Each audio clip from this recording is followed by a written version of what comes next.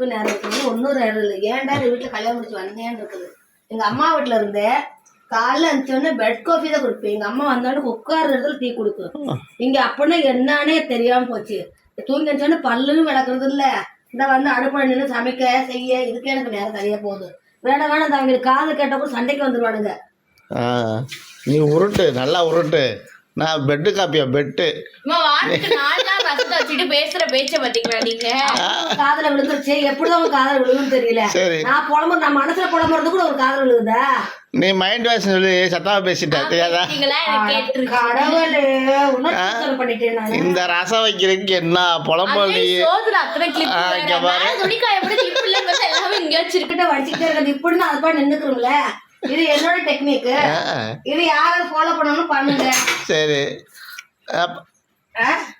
Sorry மாறின்னு தூங்கி இருந்துச்சு. என்னைக்கே எனக்கு ஹெல்ப் பண்ணிருக்கீங்க. ஒரு காய் நறுக்கி கொடுக்க ஏதாவது செஞ்சிருக்கீங்க. நீங்க செய்யறது ரசம் இல்லைன்னா காய் நறுக்கி கொடுக்கணும். ஒரு ரசம் வைக்கிறதுக்கு எனக்கு ஹெல்ப். கருவேப்பிலை பிச்சு போடுறதா இல்ல கொத்தமல்லி பிச்சு போடுறதா? அதுவும் பாருங்க. இப்ப பாத்திரம் கழிட்டு மிச்சம் குப்பையே போட்டு முடிக்க இருக்குது. என் ரசம் அவ்வளவு கேவலம் குடிச்சு பாரு. அப்படியே நெஞ்செலும்பு சூப்பு மாதிரி இருக்கே சார் ரசம். நெஞ்செலும்பு சூப்பா இருக்காது, நெஞ்சுக்குள்ள போய் எரிச்சல் மாதிரி இருக்கு பாத்துக்க. ஆனா உங்களுக்கு எல்லாம் கொழுப்பு, ரொம்ப கொழுப்பு. இதாவது உங்களுக்கு கிடைக்குது. ஒரு இடத்துல இது இல்லாம இருக்காங்க. நமக்கு எந்த சரி அப்புறம் தலை நல்லா செய்வல, நல்லா அழகா செய்யும் சொல்லுவா. இன்னும் தூங்கி இருக்கு. எந்த வீடு மத நீ மறண்டியா? இன்னைக்கு அவளுக்கு லீவு. என்ன நாள்? சனிக்கிழமை. இன்னைக்கு சனிக்கிழமை. இன்னைக்கு லீவு.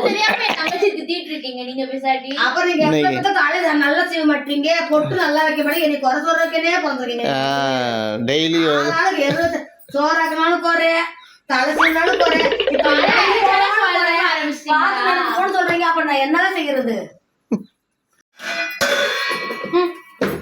என்ன என்ன ஏன் ஏன் வாழ்க்கையில வாழ்றதே வேஸ்ட் மாதிரி எனக்கு ஆயிடுச்சு. ஏன்டா பிறந்தேன்னு இருக்குது. இதுக்கு மேல பிறந்ததுக்கும் நல்லது போல வாழ்ந்துட்டு சொல்றாங்க.